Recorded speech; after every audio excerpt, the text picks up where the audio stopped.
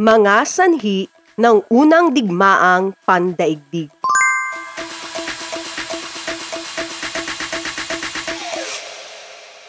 Nakamit ng mga bansa sa Asya at Latin America ang kasarinlan sa pamamagitan ng iba't ibang paraan tulad ng pakikidigma, rebelyon at maging mga pagkilos na mapayapa na hindi gumagamit ng karahasan. May isang leader na nagpakita na posible ang kalayaan nang walang dahas.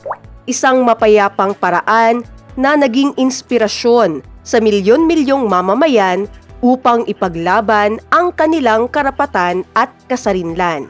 Balikan natin ito sa aral ng nakaraan, sandigan ng kinabukasan.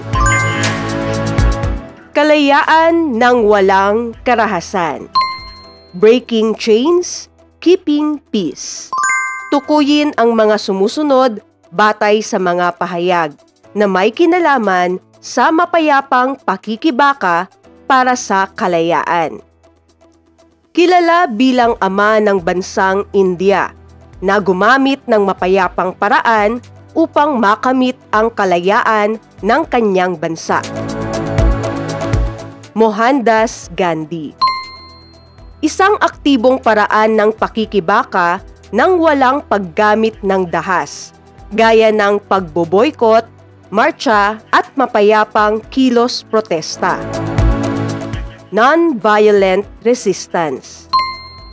Tumutukoy sa sadyang pagsuway sa batas na itinuturing na hindi makatarungan bilang anyo ng mapayapang protesta. Civil disobedience. Tumutukoy sa mapayapang paraan ng pagtanggi o hindi pakikipagtulungan sa pamahalaan upang mahikayat itong lumikha ng makatarungang pagbabago. Passive resistance. Prinsipyo ng truth force na isinulong ni Gandhi na nangangahulugang walang karahasang pagtutol batay sa katotohanan at moralidad. Satyagraha. Protestang pinangunahan noong 1930 laban sa buwis sa asin na ipinataw ng mga British. Salt March. Si Mohandas Gandhi, na kilala bilang Mahatma Gandhi, ay nagsulong ng non-violent resistance sa pamamagitan ng civil disobedience at passive resistance, batay sa kanyang pilosopiyang Satyagraha na ipinamalas sa makasaysayang Salt March laban sa mga British. Habang may mga leader tulad ni Gandhi na nanindigan para sa mapayapang pakikibaka, maraming bansa naman ang nahulog sa matinding kompetisyon sa yaman, teritoryo at dangal. Sa pag-usbong ng mga ideya ng kalayaan, karapatan at pag-unlad, lalo ring tumaas ang ambisyon ng mga bansa na palawakin ang kanilang kapangyarihan at impluwensya. Ngunit ang labis na pagnanais na mangibabaw ay nagbunga ng mga alitan at tunggalian na kalaunay yumanig sa buong daigdig.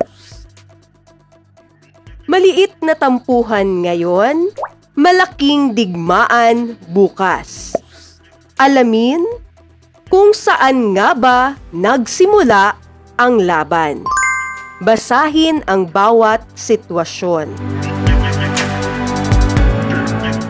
Tryout ng basketball team. Sigurado akong ako ang captain. Ako ang pinakamagaling mag-shoot. Hindi lang sa shooting na babase ang galing. Kung ayaw mo, patunayan mo sa laro. Nagkapikunan, nagkasigawan, muntik magsuntukan. GC War. Si Jessa lagi late sa group work. Tama, ako kakampi ni Mina. Huwag ninyong awayin si Jessa. Kami kakampi niya. Nagkaroon ng 2 camp sa GC. Tuluyang nag-unfriendan. Teritoryo sa upuan. Dito ako uupo. Dati ko ng pwesto ito. Pero maaga akong dumating. Dito ako ngayon. Hindi pwede. Akin na yan mula pa dati. Nag-agawan ng upuan, nagtulakan, umiyak ang isa. Kami ang panalo.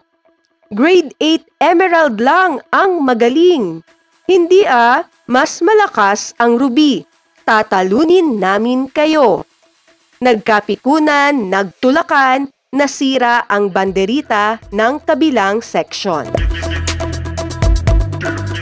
Tukuyin kung anong damdamin o asal ang nangingibabaw sa bawat sitwasyon. Kayabangan. Kampihan. Agawan. Pagmamalaki. Tulad ng mga sitwasyong nagdudulot ng away sa paaralan, ang mga damdamin at asal na ipinakita, kayabangan, kampihan, agawan, at pagmamalaki ay maihahambing sa mga ugat ng unang digmaang pandaigdig. Codename Maine. Gamit ang mga clue tungkol sa mga asal o damdamin na natukoy, tukuyin kung anong salik sa unang digmaang pandaigdig ang inilalarawan. Pagpapalakas ng sandatahang lakas at pagyayabang ng kapangyarihan. Militarismo. Pagbuo ng mga kasunduan o samahan ng mga bansa upang protektahan ang isa't isa. Alyansahan. Ang agawan ng mga bansa sa mga kolonya at likas na yaman ay nagdulot ng matinding inggitan at galit na lalo pang nagpataas ng tensyon sa pagitan ng mga makapangyarihang bansa. Imperialismo. Labis na pagmamalaki at pagkakampi sa sariling bansa na nagdulot ng hidwaan. Nasyonalismo. Ang ganitong asal ng mga bansa noon ay nagpaigting ng tensyon at tuluyang nagtulak sa pagkakaroon ng malawakang digmaan sa buong daigdig. Sa unang tingin, ang unang digmaang pandaigdig ay tila simpleng alitan lamang sa pagitan ng mga bansa. Ngunit sa katotohanan, ito ay resulta ng 4 na puwersang matagal nang kumikilos sa Europa. Militarismo, alyansahan, imperialismo, at nasyonalismo. Militarismo. Ang militarismo ay paniniwala na ang tunay na lakas ng bansa ay nasusukat sa lakas ng sandatahan. Sa ilalim ng ideyang survival of the fittest ni Charles Darwin, naniniwala ang ilan na ang pinakamalakas lamang ang dapat mabuhay. Para naman kay Friedrich von Bernhardi, ang digmaan ay isang likas na pangangailangan, parang proseso ng kalikasan na pumipili ng pinakamalalakas. Dahil dito, nagsimula ang labanan ng lakas. pinalakas ng Germany sa pamumuno ni Kaiser Wilhelm II ang kanilang modernong armas. Sinundan ito ng Britain na nagpakilala ng dreadnought battleships na lalong nagpalakas sa kanilang kapangyarihan sa dagat. Gayun din ng France, Russia at Austria-Hungary na nagpalakas ng kanilang hukbo. Ang ganitong labis na paghanga sa militar ay nagtulak sa mga bansa na maniwalang ang digmaan ay daan tungo sa kadakilaan.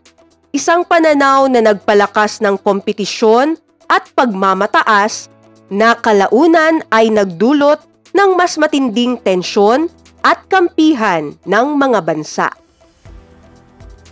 Paano nga ba naging sanhi ng unang digmaang pandaigdig ang militarismo? Ang labis na pagpapalakas ng hukbong sandatahan ay nagpakita ng kayabangan ng mga bansa sa kanilang kapangyarihan. Sa halip na magdulot ng seguridad, ito'y nagbunga ng takot at pagdududa. Dahil dito, naging madali para sa mga bansa na pumasok sa digmaan kahit sa maliit na alitan. Dahil sa tumitinding takot at kompetisyon, nagsimulang magbuo ng mga alyansa ang mga bansa sa Europa. Si Otto von Bismarck, ang Iron Chancellor ng Germany, ang unang naglatag ng sistemang ito upang mapanatili ang kapayapaan at pigilan ang France na itinuturing niyang banta. Nabuo ang Dual Alliance ng Germany at Austria-Hungary noong 1879 at nang sumali ang Italy noong 1882, ito ay naging Triple Alliance. Nakipagkasundo rin si Bismarck sa Russia noong 1881. Ngunit nang pinatalsik siya ni Kaiser Wilhelm II, hari ng Germany, tinapos ng Germany ang kasunduan. Dahil dito, nakipag-alyansa ang Russia sa France sa Franco-Russian Alliance noong 1894. At kalaunan ay nakipag-ugnayan naman ang Britain sa France sa Entente Cordiale noong 1904. Sa paglaon, nabuo ang Triple Entente ng Britain, France at Russia bilang panlaban sa Triple Alliance. Bagaman ang layunin ng mga alyansa ay kapayapaan, nagdulot ito ng mas matinding kompetisyon, pagmamataas at tensyon sa Europa. Habang humihigpit ang mga kampihan, pinalawak ng mga bansa ang tunggalian sa pamamagitan ng imperialismo, ang pag-angkin ng kolonya bilang sukatan ng kapangyarihan at kadakilaan. Paano nga ba naging sanhi ng unang digmaang pandaigdig ang alyansahan? Ang pagtatatag ng mga alyansa ay nagpatibay ng kampihan sa pagitan ng mga bansa. Sa sistemang ito, nadadamay ang mga kaalyado sa sigalot lamang ng isa. Kaya't ang lokal na tunggalian ay mabilis na lumawak at naging pandaigdigang digmaan. Imperialismo. Ang imperialismo ay tumutukoy sa matinding pagnanais ng mga bansa na palawakin ang kanilang kapangyarihan sa pamamagitan ng pag-angkin at pananakop ng mga kolonya. Noong ika-19 na siglo, naging parang larong agawan base sa pandaigdigang antas ang sitwasyon. Halos buong Asya at Africa ay pinag-aagawan ng mga bansang Europeo. Ngunit, higit pa sa teritoryo, ang tunggalian na ito ay tungkol sa prestihiyo at pagkakakilanlan bilang pinakamakapangyarihang bansa sa mundo. Ang ganitong pag-aagawan ay nagdulot ng matinding inggit, galit at hidwaan na kalaunan ay nagpatindi sa tensyon sa pagitan ng mga bansa. Paano nga ba naging sanhi ng unang digmaang pandaigdig ang imperyalismo? Ang pag-aagawan sa mga kolonya ay nagpapakita ng ugaling sakim at mapag-agawan ng mga makapangyarihang bansa. Ang kompetisyon sa teritoryo at likas na yaman ay nagdulot ng tensyon at galit, na kalaunan ay naging bahagi ng mas malawak na digmaan. Nasyonalismo. Ang nasyonalismo ay likas na pagmamahal sa bayan. Ngunit sa panahong bago ang unang digmaang pandaigdig, ito ay nauwi sa labis na pagmamalaki at pagmamataas. Ang mga bansang gaya ng Germany at France ay nagpaligsahan sa lakas, karangalan at reputasyon. Nais ng France na makabawi sa pagkatalo nito sa Franco-Prussian War noong 1871, kung saan naagaw ng Germany ang Alsace-Lorraine.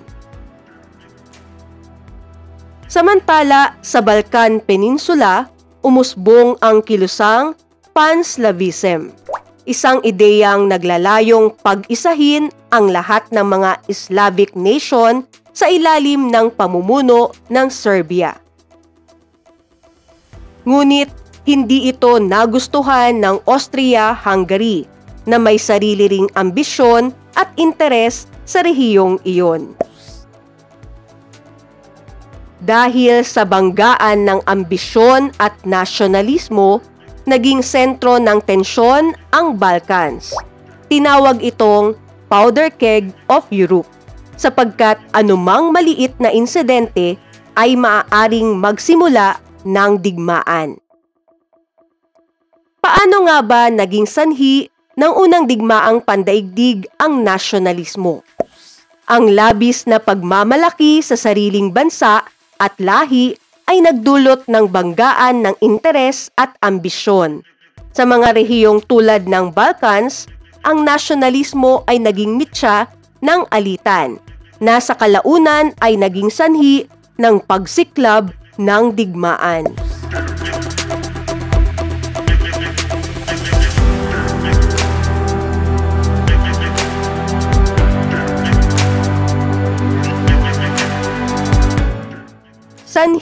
Sanhi.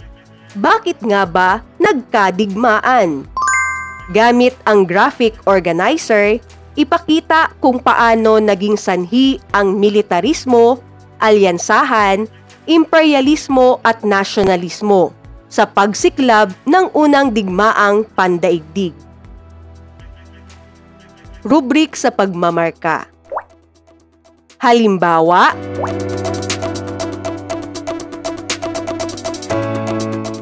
main reason, major war. Tukuyin kung ang mga pahayag ay may kaugnayan sa A.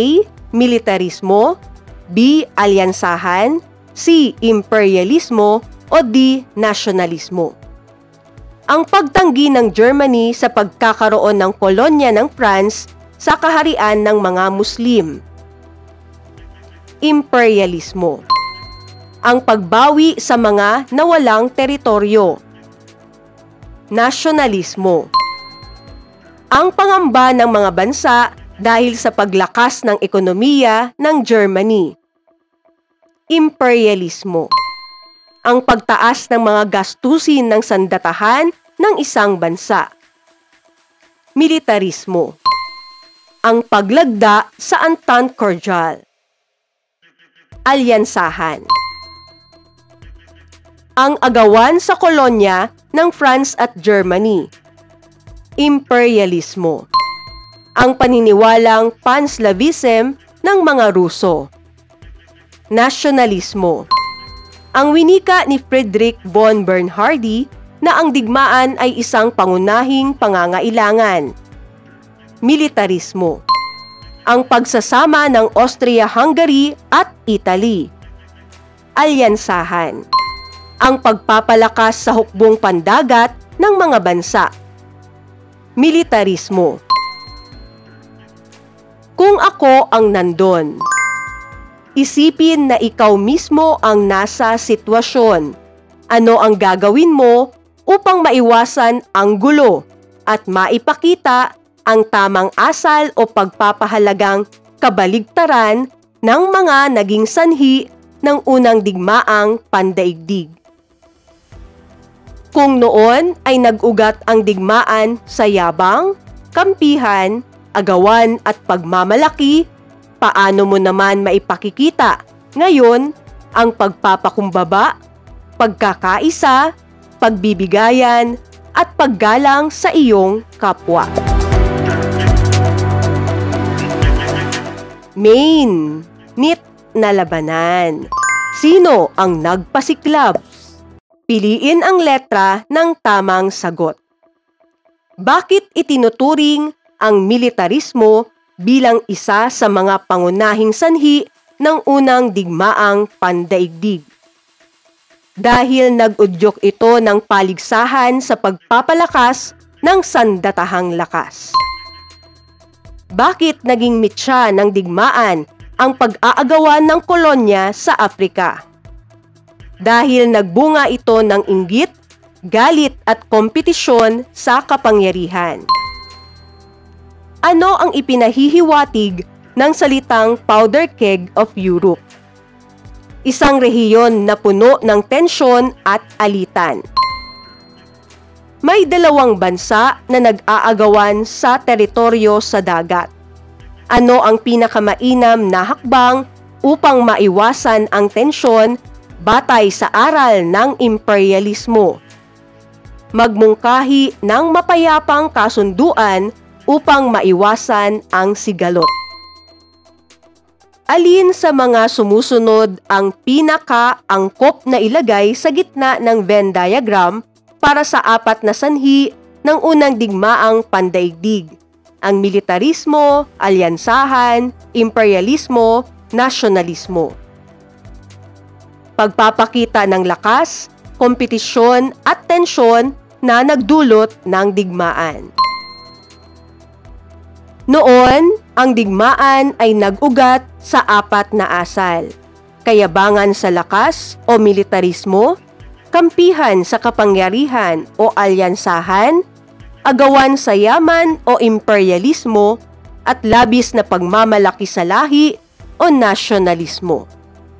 Sa ating panahon, huwag hayaang pride, greed o bulag na katapatan ang magdikta ng ating kilos. Manatiling mapagpakumbaba sa gitna ng tagumpay, sapagkat sa kababaang loob namumukadkad ang tunay na kapayapaan.